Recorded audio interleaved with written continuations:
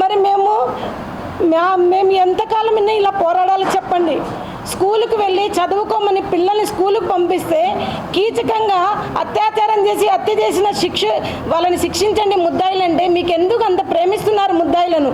ఎందుకు శిక్షించరని అడుగుతా ఉన్నాను. మరి లోకేష్ బాబు గారు, మీ రెడ్ బుక్లో సుగాలిప్రీతి హంతకుల పేర్లు ఉన్నాయా లేవా చెప్పండి.